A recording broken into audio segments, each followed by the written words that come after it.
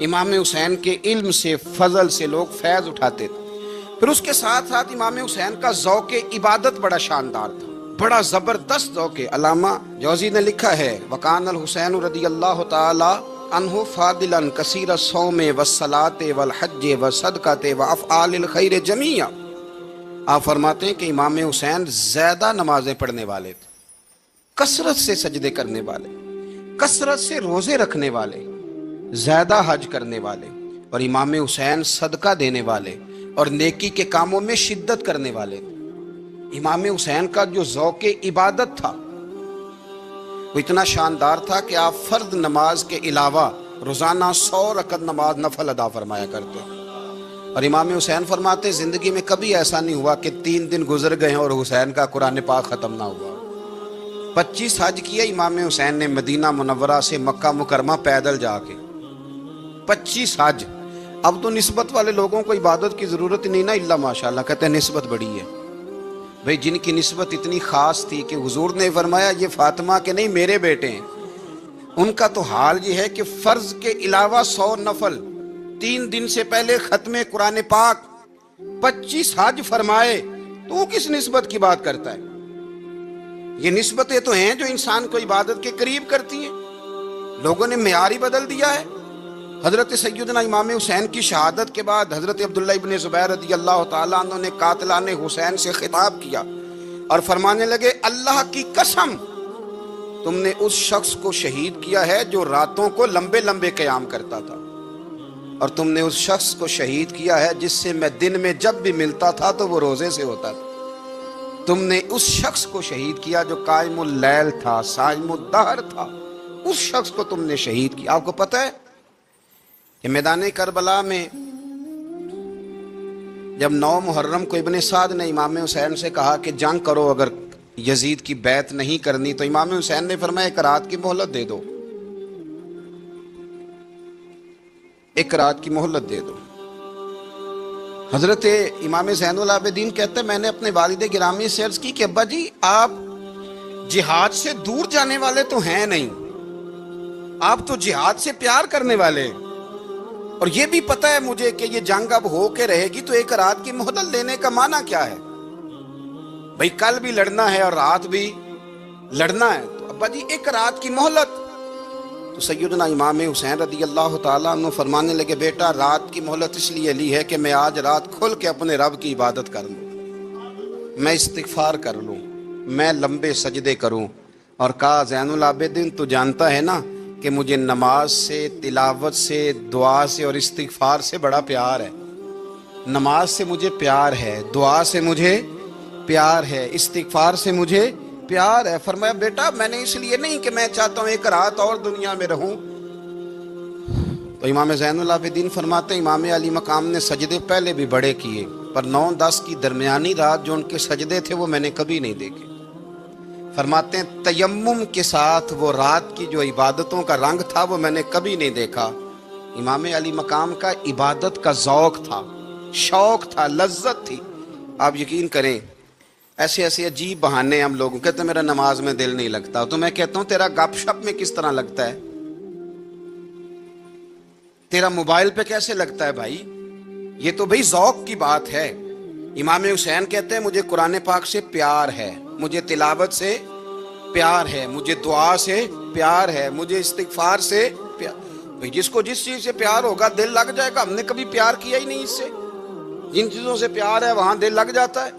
یہ ایک بہانہ ہے، ورنہ کثرت سے عبادت کرنا، ذوق پیدا کرنا، یہ تو اہل اللہ کا طریقہ ہے۔ والذین یبیتون لربہم سجدا وقیاما، رب کے بندوں کی علامت یہ ہے کہ وہ راتیں سجدے اور قیام میں گزار دیتے۔ امام حسین رضی اللہ تعالیٰ عنہ استقامت کے وہ پہاڑ ہیں، معمولی آدمی نہیں تھے۔ فرزق شاعر کہتا ہے کہ میں نے امام حسین سے کہا تھا، میں نے کہا لوگوں کی تلواریں یزید کے ساتھ ہیں پر دل آپ کے ساتھ ہیں، دل آپ کے ساتھ ہیں۔ امام حسین رضی اللہ تعالیٰ عنہ نے زمانے کے حالات نہیں دیکھے، حق اور سچ دیکھا۔ جتنی چیزیں انسان کو کمزور کر سکتی ہیں وہ ساری امام حسین پہ طاری کی گئیں، جتنی چیزیں۔ وطن چھوڑنا کتنا کو مشکل ہوتا ہے، شالا پردیسی کوئی بھی نہ تھی وے تے ککھ جنہ تو پارے، حضرت سلطان باؤ فرماتے ہیں بچو، پردیسی ہونا کوئی آسان ہے؟ جس آدمی کا کسی چھوٹے سے گاؤں میں بھی مکان ہو چھوڑنا پڑ جائے تو روٹا ہے، تو مجھے بتاؤ جس نے اپنا سارا بچپن مدینے میں گزارا ہو، آج جو ایک ہفتہ مدینے رہ کے آتے ہیں ان سے واپس نکلنا مشکل ہوتا ہے۔ لیکن امام حسین حق کا رستہ تھا، وطن کی قربانی دی، اور معمولی وطن نہیں، مدینے جیسا وطن۔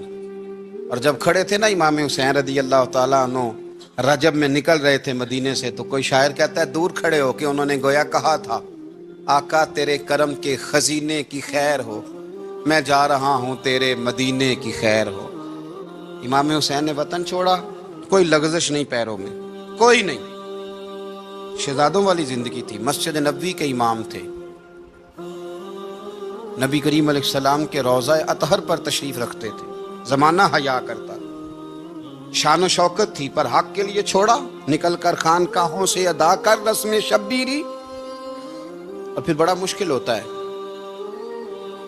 جس شخص کے ساتھ بچے اور عورتیں ہوں وہ تو یہ کہہ کے لڑائی سے جان چھڑاتا ہے کہ میرے ساتھ فیملی ہے، نہ ہوتی تو تجھے بتاتا، پر امام حسین کو اولاد بھی کمزور نہیں کر سکی، عورتوں کا ساتھ ہونا کمزور نہیں کر سکا۔ پھر امام علی بھوک کتنا مشکل کام ہے، آج لوگ کہہ نہیں دیتے کہ میں تو اس لیے گناہ کرتا ہوں کہ رشوت اس لیے لے لیتا ہوں کہ بچے چھوٹے ہیں۔ 10 دنوں کی کم و بیش سفر، 3 دنوں کی بھوک اور پیاس، پر حق کے رستے میں امام حسین کو کوئی چیز کمزور نہیں کر سکی۔ اور پھر وہ جتنی باتیں لوگ کہہ سکتے تھے وہ ساری کہیں گئیں، ساری۔ اور آ کے عرض کرنے لگا حضور یہ کوئی معمولی دشمن نہیں، یہ وہ ظالم ہیں جو لاشوں پہ بھی گھوڑے دوڑا دیتے ہیں۔ تو امام علی مقام فرمانے لگے جو شہادت کا جذبہ لے کے نکلے وہ پھر انجام نہیں دیکھا کرتا، وہ انجام، وہ جتنی چیزیں جو استقامت کے رستے میں آ سکتی ہیں وہ ساری چیزیں رستے میں آئیں، پر امام علی مقام نے کسی چیز کی پرواہ نہیں کی۔ امام علی مقام میدان میں رہے، ایک میت گھر میں ہو جائے تو کئی دنوں تک آنکھ کھلتی نہیں، ہوش رہتا نہیں۔ سب سے زیادہ مصائب امام حسین نے دیکھے، سب سے زیادہ، اور گھوڑے پر بیٹھنے سے پہلے ساری تکلیفیں آپ دیکھ چکے تھے۔ باپ کا جنازہ اٹھانا آسان ہوتا ہے، بیٹے کا جنازہ اٹھانا بڑا مشکل ہوتا ہے، پر امام حسین نے بیٹوں کے جنازے اٹھائے۔ حضرت علی اصغر کی لاش کو امام حسین نے اپنے دست مبارک سے دفن کیا، اور جناب علی اکبر کی میت کو جب آپ اٹھا کے لا رہے تھے تو سیدہ زینب فرماتی ہیں کہ مجھے یوں کبھی لگتا تھا حسین کا قد بڑا ہے اور کبھی لگتا تھا علی اکبر کا قد بڑا ہے، اور فرماتی ہیں کہ پھر حضرت قاسم بن حسن کو بھی وہ اٹھا کے لائے، اور جناب عباس کے وجود سے الگ ہونے والے بازو انہوں نے لا کے حضرت عباس کے وجود کے ساتھ بھی رکھے۔ انہوں نے یہ سارا منظر دیکھا، لیکن جب حسین ابن علی اپنی دفعہ گھوڑے پہ سوار ہوئے تو لگتا یہ تھا کہ ان سے زیادہ بہادر کوئی نہیں۔ ایک جملہ بھی یزیدی فوج کے سامنے امام حسین نے کمزور نہیں کہا، ایک جملہ بھی، ایک فکرہ بھی کچا نہیں بولا، کہیں بھی کوئی منت نہیں کی، کسی جگہ بھی ان کے پائے استقلال میں کوئی لغزش نہیں آئی۔ جب لوگوں کو پتہ چل جائے کہ اب سامنے موت ہی موت ہے، سوائے اس کے چارہ کچھ بھی نہیں، تو بہت ساری رخصت اور اجازت تو دین بھی دیتا ہے، پر امام حسین کسی جگہ کسی رخصت پر عمل کرتے نظر نہیں آتے، ڈٹ کے بات کی، ڈٹ کے۔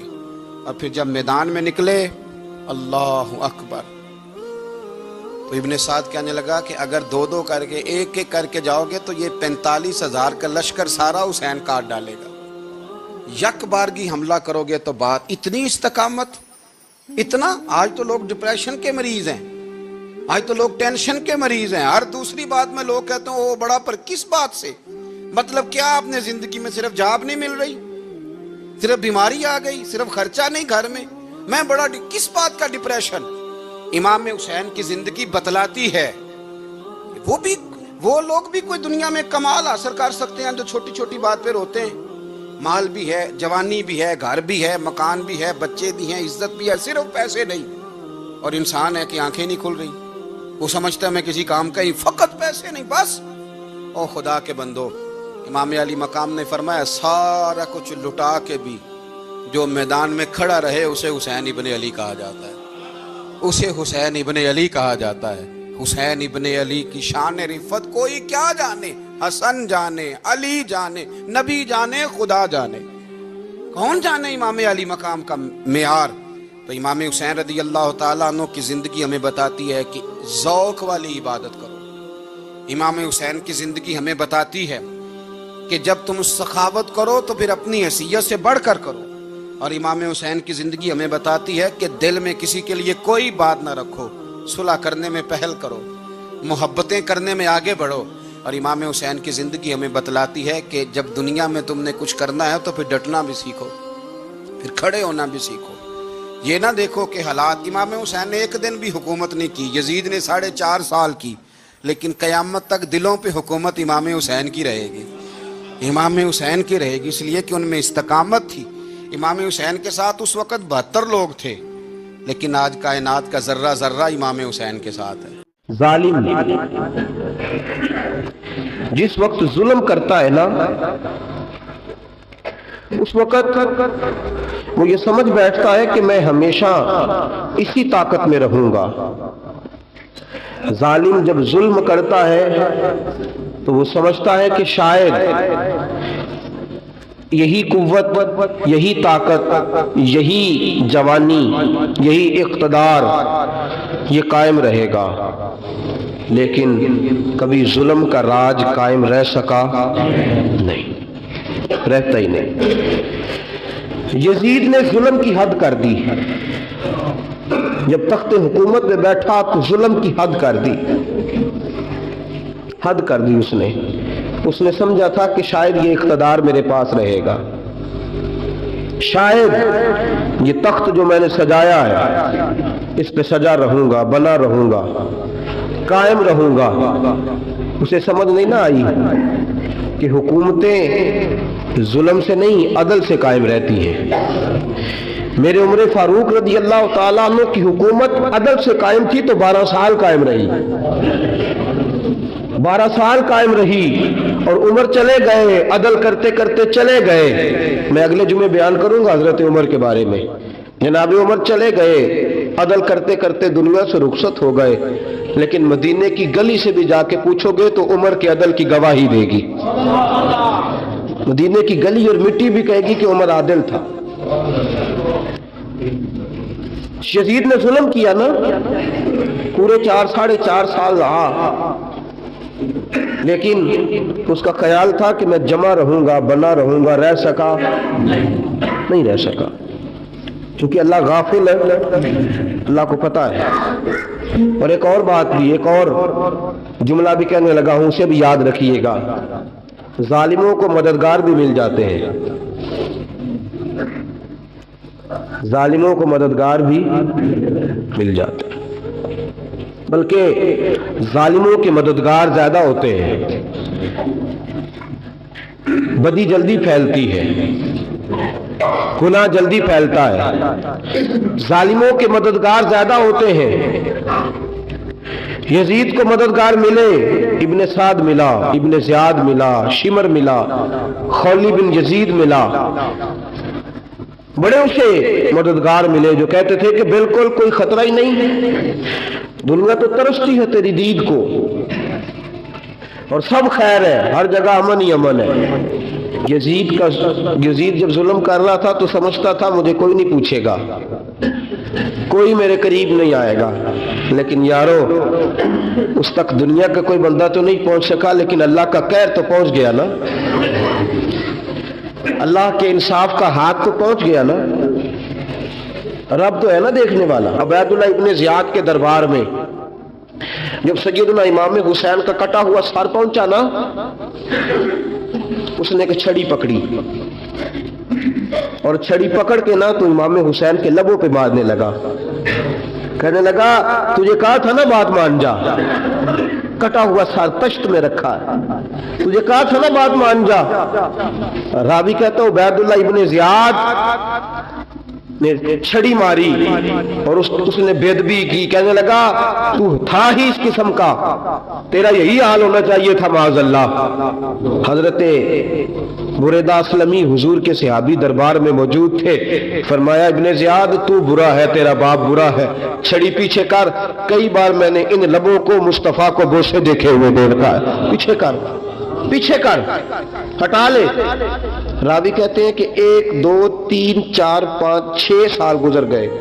वही कूफे का दरबार, वही महल, वही तख्त और वही तश्त जिसमें इमाम हुसैन का सर रख के लाया गया था। 6 साल के बाद मुख्तार सकफी हुक्मरान बन गया। मुख्तार सकफी ने कहा कि मैं चुन चुन के मारूंगा वो बंदे जिन्होंने इमाम हुसैन को कत्ल किया था। 1 नहीं 2 नहीं 4 नहीं 6000 बंदा मारा उसने, चुन चुन के। रावी कहते हैं कि ये इब्ने ज़ियाद 30,000 फौज लेके नहर फुरात के किनारे मैदान करबला के सामने आया और इसने जिहाद किया। मुख्तार सकफी ने इब्राहिम बिन मालिक को भेजा, फरमाया जाओ कत्ल करके लाओ। लड़ाई शुरू हो गई।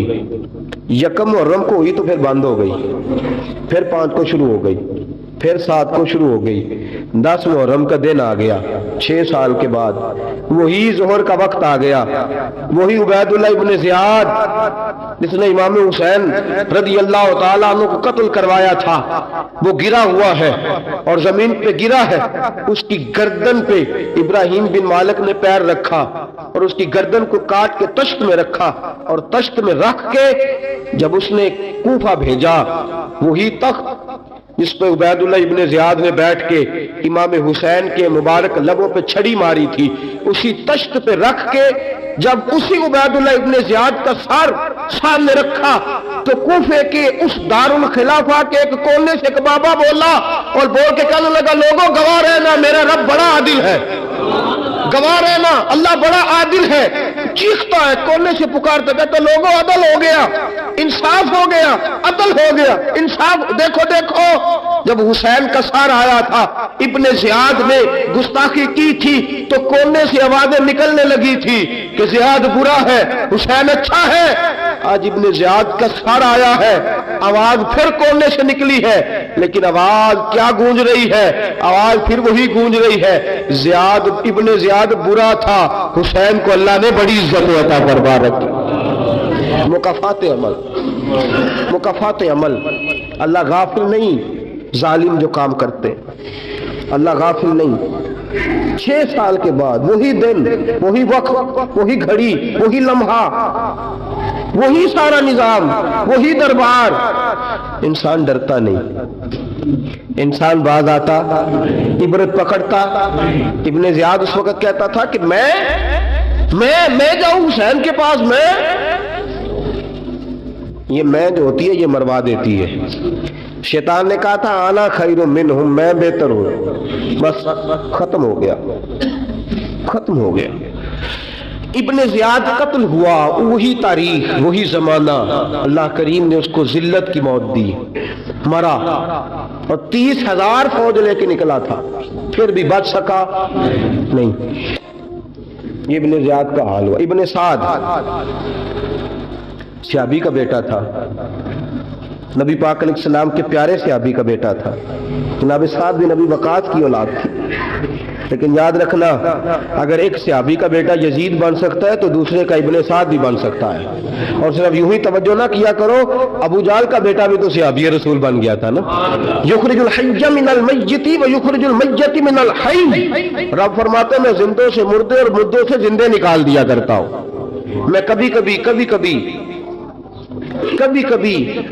काबे के अंदर बुत भी रखवा देता हूं। घर मेरा और मेरे ही शरीक उस घर के अंदर राज करते रहते हैं, मेरी बेनियाजी है, कुछ का कुछ कर देता हूं। इब्ने साद मुख्तार हुक्मरान बना तो मुख्तार सकफी ने इब्ने साद के बेटे हफ्स को बुलाया। और मजे की बात यह है कि मुख्तार जो बाद में हुक्मरान बना ना, बड़ी यारी थी इसकी इब्ने साद के साथ। जितने कातिलाने इमाम हुसैन थे वो कूफा छोड़ के भाग गए, दौड़ गए। और एक बात याद रखना, जालिम बुज़दिल होता है, जालिम बुज़दिल होता है, उसके अंदर वो इत्मीनान नहीं होता, तो डर लगता। भाग गए सारे कूफा छोड़ के। लेकिन इब्ने साद ने कहा मुख्तार मेरा यार है, मुझे कुछ नहीं कहेगा। उसके घर वालों ने समझाया कि तू दौड़ जा, तेरा तो जुल्म भी बहुत ज्यादा है, दौड़ जा तू। उसने कहा नहीं मेरा यार है, मुझे कुछ नहीं कहेगा। उसने कहा तू नबी पाक के नवासों का नहीं बना तो तेरा यार तेरा बनेगा। तू रसूल पाक अलैहिस्सलाम के खानदान का नहीं बना, उनका तूने एहतराम नहीं किया, यारी का। उसने कहा नहीं मुझे कुछ नहीं कहने वाला, तुम छोड़ो इस बात को। हफ्स को पैगाम भेजा, बेटा आया। मुख्तार ने कहा तेरा बाप किधर है? उसने कहा जी अब्बा जी अब बाहर नहीं निकलते, बस घर के कोने में बैठ के अल्लाह अल्लाह करते हैं। उसने कहा अच्छा क्या करते हैं? कहा जी गोशा नशीन हो गए। उसने कहा अब तेरा बाप गोशा नशीन हुआ है? अब गोशा नशीन हुआ है। भेड़िए से लोमड़ी ने कहा कि जाओ शिकार कर लो, तो भेड़िया कहने लगा बूढ़ा हो गया था ना। भेड़िया कहने लगा नहीं मैं नेक हो गया हूं, मैंने शिकार करना छोड़ दिया है, तो मैं किसी जानवर को तंग नहीं करता। तो लोमड़ी कहने लगी नहीं बादशाह सच्ची बात कर, अब तुझसे दौड़ा ही नहीं जाता, अब शिकार पकड़ा जाता, अब तुझसे दौड़ा नहीं जाता, पकड़ा। अब तेरे अंदर आज भी ताकत आए तो तू कम करे ना, तू अब भी छोड़ने वाला, अब तुझसे दौड़ा नहीं जाता। मुल्ला रूमी फरमाते हैं बूढ़ा होके तो भेड़िया भी नेक हो जाता है। कहां के जाओ? तुम्हें बुला रहा है। कहा नहीं जी मेरे अब्बा जी ना आप अंदर रह के अल्लाह अल्लाह करते। उसने कहा उसे अल्लाह अल्लाह याद आई है, अब अल्लाह अल्लाह याद आई है, कुछ गुनाह ऐसे हैं जो रब माफ नहीं करेगा। पर मैं वो जितनी मर्जी नमाजें पढ़े, जितने मर्जी रोजे रखे, जितनी मर्जी नफल पढ़े, सारा कुछ कर ले, लेकिन अल्लाह कभी हुसैन के गुस्ताख को माफ नहीं करेगा, कभी नहीं माफ करेगा। इसलिए कि जो हुसैन का बेअदब है वो दरअसल रसूल पाक का बेअदब है, अल्लाह उसे माफ करेगा। वो जालिम है, उसने जुल्म किया। अभी 6 साल ही तो गुजरे थे, 6 साल हुए सिर्फ। इब्ने साद भेजा बेटे को, कहा जा अब अपने बाप को जाके क्या तुझे मुख्तार बुलाता है, बात सुने आके। डर गया। मैंने कहा जालिम बुज़दिल होता डर। कहने लगा उससे जाके कहो मैं नहीं आ सकता, बीमार हूं। उसने कहा चलो वो नहीं आ सकता तो हम तो जा सकते हैं ना, हम तो जाएंगे ना।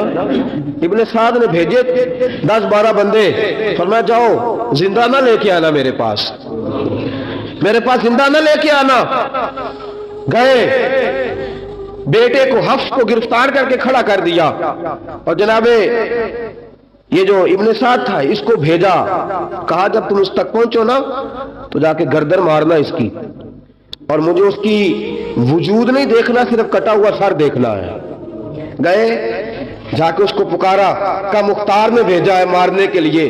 कहने लगे मुख्तार मुझे नहीं मार सकता, मेरा यार है। इब्ने साद कहता मुख्तार मुझे मार सकता, मेरा यार है। उन फौजियों में से एक फौजी कहने लगा अगर तू मोहम्मद के नवासे को मार सकता है तो तुझे भी तेरा यार मार सकता है सल्लल्लाहु अलैहि। अगर तू रसूल पाक सल्लल्लाहु ताला अलैहि वसल्लम के नवासे को कत्ल कर सकता है, तूने नबी का हया नहीं किया, वो यारी का हया क्यों करे? तूने जुल्म किया है, अब देख तेरा हाल क्या होता है। गिरफ्तार कर लिया, मिन्नतें करता रहा। तारीख इब्ने साद को बता रही थी कि इब्ने साद तू हाथ बांधता है, पांव पकड़ता है, जरा याद कर मैदान करबला, मैदान करबला तुझे अपनी बारी आई है तो तू हाथ बांधता है, मैदान करबला याद कर। हुसैन ने भाई की भी लाश उठाई थी, हुसैन ने जवान बेटे की मैयत भी उठाई थी, 6 महीने का अली अस्कर भी उसकी गोद में दम तोड़ गया था। उसकी बेटियां पीछे थी, बहन पीछे थी, भांजियां पीछे थी, भतीजियां पीछे थी, लेकिन हुसैन ने एक बार भी हाथ नहीं बांधे। ये कौन है अटा हुआ, गुबार से फटा हुआ, हजारों कूफियों के दरमियां वो अकेला ही डटा हुआ। ये बिल यकीन हुसैन है, नबी का नूरे ऐन है। फरमाया ये वो मैदान करबला भी याद करना, तू जालिम था ना, माफिया मांग रहा है। हुसैन रसूल पाक के नवासे थे, एक बार भी माफी तलब, देख मंजर याद कर। इब्ने साद का एक ही बार में सर कलम किया, एक ही बार में। इमाम हुसैन पे तो पहले 82 जख्म लगे थे तलवार के, 82 जख्म तलवार के, नेजों के, और कई नेजों की अन्नियां इमाम हसन के वजूद, इमाम हुसैन के वजूद में टूट गई थी। इमाम हुसैन रज़ी अल्लाह ताला अन्हो पहले डटे रहे, जमे रहे, बड़ी देर के बाद पहले ही बार में गिर गया। इब्ने साद का कटा हुआ सर पहुंचा, تو بیٹا کھڑا تھا. مختار سقفی نے کہا کہ تیرا باپ میں نے مار دیا ہے. کہنے لگا کوئی مزہ نہیں رہا زندگی میں. اس نے کہا چلو ٹھیک ہے تمہیں بھی مار دیتے ہیں. اگر مزہ نہیں رہا تو مار دیتے. کاٹ دیا سر اس کا بھی, دونوں سر کاٹے تشت میں رکھے اور مدینہ منورہ حضرت محمد بن حنفیہ رضی اللہ تعالیٰ عنہ جو امام حسین کے چھوٹے بھائی تھے, جناب علی کی دوسری زوجہ کے بیٹے تھے, جناب علی کے صاحبزادے ان کے پاس بھیجے اور بھیج کے کہا کہ لو ابن سعد کا سر حسین کا بدلہ ہے اور اس کے بیٹے کا سر علی اکبر کا بدلہ ہے. جب محمد بن حنفیہ کے پاس پہنچے تو آپ نے فرمایا یہ کمینوں کے سر میرے بھائی کے سر کا بدلہ ہو ہی نہیں سکتے. یہ کہاں حسین کا بدلہ ہو سکتے ہیں؟ وہ حسین ابن علی, وہ حسین ابن علی, حسین ابن علی کی شان رفت کوئی کیا جانے, حسن جانے, علی جانے, نبی جانے, خدا جانے. وہ حسین ابن علی کہ باپ جنہ دا ہر میدان اندر لڑدا رہا سی کل ایمان بن کے, ماں جنہ دی سجدۃ النساء ہوئے تے نانا عرش تے جاوے مہمان بن کے. فرمایا یہ حسین کا بدلہ ہو سکتے ہیں؟ وہ خولی بن یزید, خولی بن یزید جس نے امام حسین کا سر کاٹا تھا. پتہ چلا نا, دیکھیں نا امام حسین کو کتنے موقع ملے تھے کربلا سے جانے کے. پہلے موقع پر ہی خور بن یزید نے کہا کہ امام آپ جانا چاہیں تو میں رستے کھول دیتا ہوں, آپ تشریف لے جائیں. امام حسین نے فرمایا میں علی کا بیٹا ہوں, دوڑوں گا نہیں, میں دوڑوں گا نہیں, میں نہیں جانے والا. خولی بن یزید دوڑ گیا, کوفہ چھوڑ کے دوڑ گیا اور کسی دور دراز علاقے میں جا کے ڈیرا لگا لیا. پھر وہاں سے واپس آیا کہ کسی نے کہا امن ہو گیا آجا, آ گیا دوبارہ کوفے. مختار کو پتا چلا کہ آ گیا ہے, پھنس گیا ہے, گھر پہنچ گیا ہے. اس کی بیوی جو تھی نا خولی بن یزید کی, بڑی محبت کرتی تھی نبی پاک کے خاندان کے ساتھ, حضور کے خاندان کے ساتھ بڑی محبت کرتی تھی. اور محبت والوں کا انداز پتہ کیا ہے؟ رنگے چمن پسند, نہ پھولوں کی بو پسند, ہم کو ہے وہ پسند جسے آئے تو پسند. یہ انداز ہے, انداز محبت یہ ہے کہ نبی پاک کا غلام نہ ہو, سگا چچا بھی ہو تو مانتے نہیں, غلام نہ بنے, سگا چچا بھی ہو تو مانتے نہیں. اور نبی پاک علیہ السلام کا غلام ہو, چاہے حبش کا رہنے والا بلال ہی کیوں نہ ہو, سردار مانتے ہیں. یہ انداز محبت ہے. وہ بیوی بڑی محبت کرنے والی تھی, اس نے پیغام بھیجا, اس نے کہا آ گیا ہے گھر. بندے بھیجے, کہا جاؤ خولی کو پکڑ کے لاؤ. مختار نے کہا جلدی لاؤ. حکمران نے حکم دیا, لاؤ پکڑ کے. گئے گھر کے اندر گئے تو چھپ گیا. چھپا کہاں؟ ٹوکرے کے نیچے. میں نے کہا ظالم بزدل ہوتے, ایک ٹوکرے کے نیچے چھپ گیا. بیوی سے کہنے لگا, ان سے کہنا میں گھر کوئی نہیں, ان سے کہو میں گھر نہیں. بیوی کہنے لگی چلو ٹھیک ہے. دروازے پہ گئی تو کہنے لگے ہم خولی بن یزید کو گرفتار کرنے آئے ہیں. منہ سے پکار کے کہنے لگی گھر کوئی نہیں, منہ سے, اور ہاتھ کے اشارے سے کہنے لگی وہ ٹوکرے کے نیچے چھپا ہوا ہے. منہ سے کہنے لگی کوئی نہیں گھر, تاکہ سون لے اندر, سون لے. منہ سے کہنے لگی کوئی نہیں, ہاتھ کے اشارے سے کہنے لگی چھپا ہوا ہے ٹوکرے کے نیچے. گئے جا کے ٹوکرا ہٹایا, اپنے پاس بہت ساری دولتیں اور جائیدادیں وہ ساری دے دی. کہنے لگا یہ میرے پاس کتنا پیسہ ہے, یہ بہت سے کاغذات ہیں, یہ کتنے زیورات ہیں, لے لو, مجھے چھوڑ دو. انہوں نے کہا وہ حکومت کدھر ہے جس کے لیے تم نے حسین کا سر کاٹا تھا؟ کدھر ہے وہ تمہارے تخت, اور کدھر گئی وہ تمہاری سلطنتیں, اور کدھر گئی وہ تمہاری دولت اور اقتدار, اور کدھر ہے وہ تمہارا اسلحہ جس کی بنیاد پر تم نے رسول پاک کا خون میدان کربلا میں بہایا تھا, وہ ہمارے سامنے لے کے آ. کہنے لگا یہ تھوڑے سے انعامات جو میں نے اکٹھے کیے تھے, یہ دنیا کی گندی دولت, اس کے لیے میں نے میدان کربلا میں امام حسین کا مبارک سر مبارک تن سے جدا کیا تھا, لے لو, مجھے چھوڑ دو. انہوں نے کہا نہ دنیا میں لے تجھے چھوڑیں گے اور نہ اللہ ہی تجھے قیامت کے دن چھوڑے گا. گرفتار کر کے لائے, گرفتار کر کے لائے. مختار نے کوفے کے بازاروں کے اندر اعلان کیا کہ آؤ باہر نکلو تمہیں بتاؤں. حسین ابن علی کا خاندان گرفتار کر کے انہی کوفے کی گلیوں میں پھرایا گیا تھا نا, یہی گھمایا گیا تھا, آؤ تمہیں دکھاؤں खुदा का इंतकाम और अल्लाह तबारक व तआला का इंसाफ तुम्हें दिखाऊं, आओ मैदानों में निकलो, घरों से बाहर आओ। मुख्तार शकफी अगरचे बंदा बाद में ये भी ठीक ना निकला, लेकिन बाज़-ओ-क़ात मेरे नबी पाक अलैहिस्सलाम ने फरमाया अल्लाह अपने दीन का काम अपने नाफरमान से भी ले लिया करता है। उसने काम लेना हो फासिक से भी ले लेता है। अल्लाह ने ले लिया काम, निकलो मैदानों में, निकले बाहर, चौक भर गए, गलियां भर गई, कूफे के मोहल्लात भर गए। मुख्तार ने कहा लोगों 6 साल पहले की तारीख भी ज़हन में रखना, और आज का दिन भी तुम कभी मजेबो खौली बिन यजीद है कि ये नारे लगाता था कूफे की गलियों में कि मैंने हुसैन का सर काटा है, मैंने हुसैन का सर काटा। तुम्हारे सामने खड़े, पूछो इससे। उससे पूछा भी तूने हुसैन का सर काटा? कहने लगा जी मैंने तो बिल्कुल नहीं काटा था, मैं तो इनाम के लिए नारे लगाता था, मैंने तो नहीं काटा। उसने कहा चलो अभी करते हैं तेरा बंदोबस्त। जख्म लगाए तलवार के साथ, इसके वजूद पर जख्म लगाए, और जब निढाल हो गया, खून बह गया, जमीन पे गिर गया, तो मुख्तार ने कहा इसके वजूद को आग लगा दो, जिंदा को जला दो।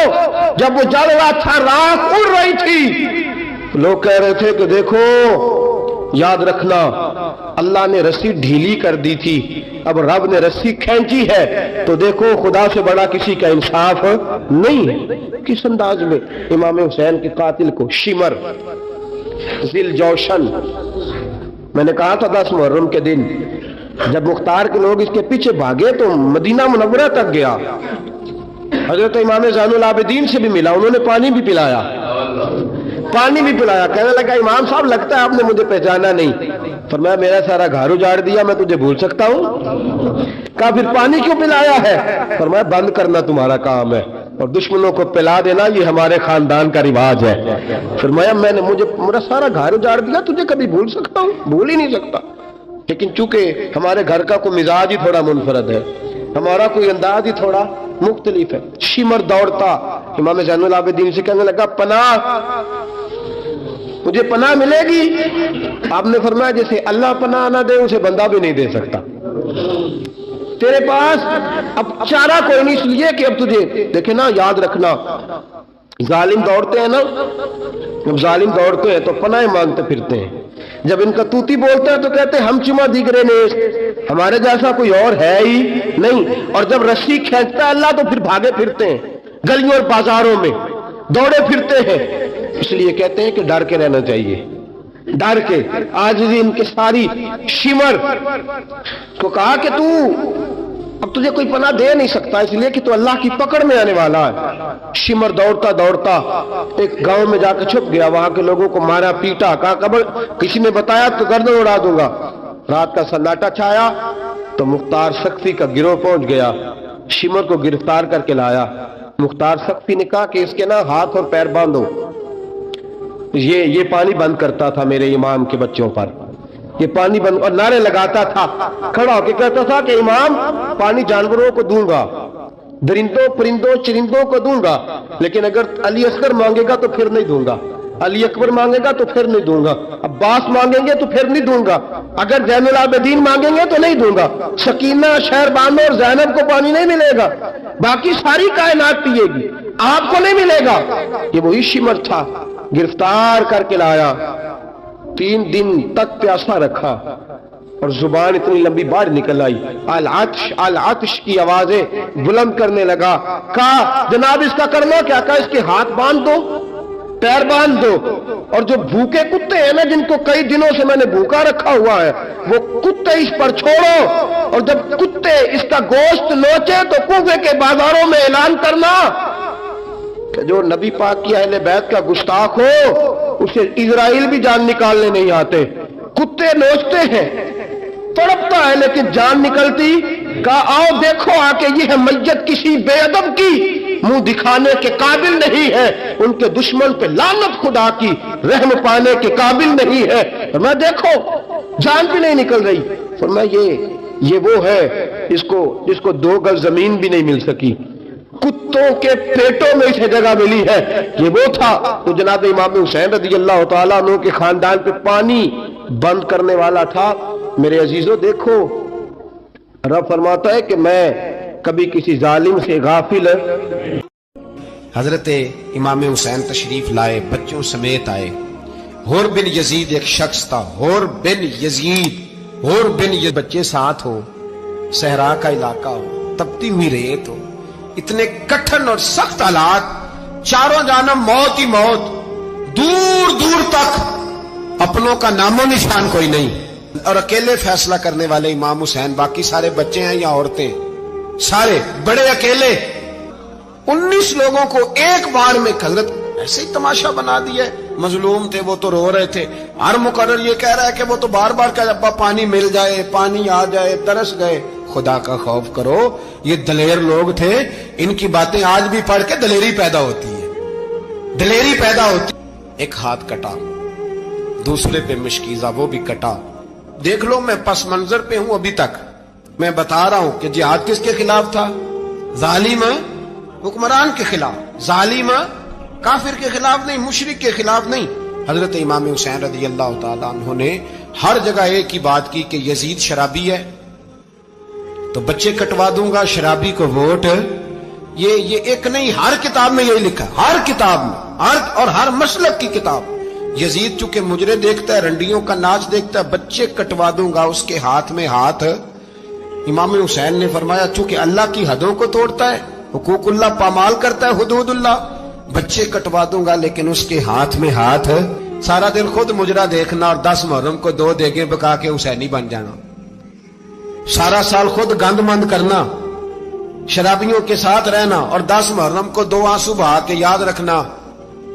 میں ہمیشہ کہتا ہوں، پھر کہہ رہا ہوں، جس کے موبائل میں گندے گانے ہیں، گند دیکھتا ہے، شرابی کبابی کا سپورٹر ہے، ووٹر ہے، یا مجرے دیکھتا ہے آتا جاتا ہے، وہ یاد رکھے قیامت میں امام حسین کا ہاتھ ہوگا، اس کا گریبان ہوگا.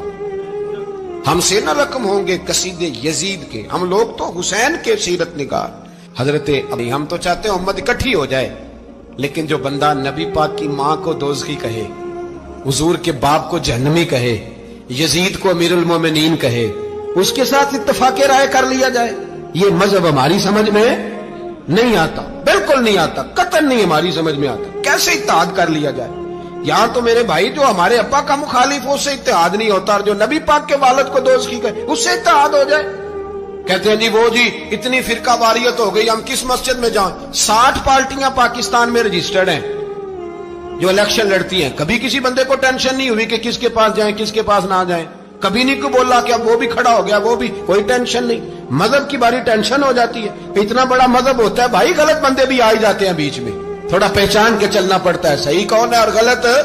اور یہی تو ہمیں امام حسین نے بتایا ہے کہ مذہب کے اندر ہی تم نے شناخت کرنی ہے کہ بندہ ٹھیک کون ہے اور بندہ غلط. یہی تو کربلا ہے، یہی تو امام حسین نے بتایا، کفر اسلام نہیں، حق اور باطل. تو سمجھیے درس یہ ہے، پیغام یہ ہے، پیغام یہ ہے. یاد رکھو موت تیزی سے آ رہی ہے، ہمارے ساتھ والے دائیں بائیں والے سب چلے گئے، اسی طرح نمبر لگے گا، ایک دن اعلان ہوگا. ضمیر کے قیدی بن کے زندگی نہ گزارو، بالکل نہ گزارو. یہ تھوڑی سی زندگی ہے دنیا سجن المومن. حق بات کرو، حق پہ ڈٹنا سیکھو، دین سمجھو. خبردار رسول پاک صلی اللہ علیہ وسلم کے دین میں ظالم، جابر، فاسق، فاجر کی کوئی گنجائش قطعاً نہیں ہے. حضرت عمر جب نعرہ لگاتے نا تو کیسر و کسرا کانپتے. سفیر آتے روم کے ملنے کے لیے تو کہتے جاؤ عمر نفل پڑھ رہے ہیں، ٹائم کوئی نہیں. ایک دن اندر میٹنگ ہو رہی تھی، حضرت عمر میٹنگ میں بیٹھے تھے، آپ کے بیٹے ملنے آئے عبداللہ ابن عمر. ابا جی اندر آ جاؤ، فرمایا دروازے پہ کھڑا ہو، میں ضروری بات کر رہا ہوں، اندر نہ آنا. جناب عبداللہ ابن عمر کہتے ہیں میں دروازے پہ کھڑا ہو گیا. تھوڑی دیر گزری تو امام حسین بھی آ گئے. ایک حدیث میں، ایک روایت میں امام حسن کا لفظ بھی ہے. امام حسین آئے، آ کے عبداللہ ابن عمر سے کہنے لگے عمر فاروق اندر ہے؟ تو کہا وہ اندر تو ہے. تو کہا آپ کیوں دروازے پہ کھڑے؟ کہنے لگے ابا جی نے کہا ہے یہاں انتظار کرو، میں کوئی ضروری بات کر رہا ہوں. لیکن شہزادے میرے لیے کہا ہے، میرے لیے، آپ جانا چاہیں تو چلے جائیں. امام حسین کہنے لگے امیر المومنین کوئی بات کر رہے ہوں گے، میں ظہر کے وقت مسجد میں مل لوں گا، ظہر کا ٹائم آئے گا نا تو میں مسجد میں مل لوں گا. یہ کہہ کے چلے گئے. حضرت عمر باہر آئے تو حضرت عبداللہ ابن عمر سے کہا کہ کوئی آیا تو نہیں؟ عرض کی حضور حسین ابن علی آئے. حسین ابن علی. تو کہا اندر کیوں نہیں بھیجا؟ کہا میں نے کہا تھا بے شک چلے جائیں، لیکن وہ کہہ رہے تھے کہ میں ظہر کے وقت مسجد میں مل لوں گا. تو سیدنا عمر فاروق فرمانے لگے عبداللہ تجھے تیری مار ہوئے، حسین کو کیوں واپس بھیجا؟ پھر عمر، دنیا داروں کے سامنے ڈٹنا، کھڑا ہونا عمر پہ ختم ہے، لیکن جو اندر کی بات ہے نا، روح کی، جو عقیدت کی بات ہے، جو وفا کا رشتہ ہے، اس کو کون سمجھے؟ یہ جو روح کی مجبوریاں ہیں، یہ جو وفا کی مجبوریاں ہیں، اسے لوگ کیا سمجھیں؟ انہیں کیا پتا کہ مرشد کے بیٹے کے پیر چومنے میں حسن کیا ہوتا ہے؟ انہیں کیا پتا کہ جب استاد کا بیٹا گھر میں آتا ہے تو دل کرتا ہے مکان بیچ کے اسے دے دیں، اس کے باپ کی نیکیاں بڑی ہیں. جناب عمر فاروق دوڑے گئے، امام حسین کے دروازے پہ دستک دی. امام حسین باہر رکھا، شہزادے یار ملنے آئے تھے، بغیر ملے کیوں آ گئے؟ عرض کی کہ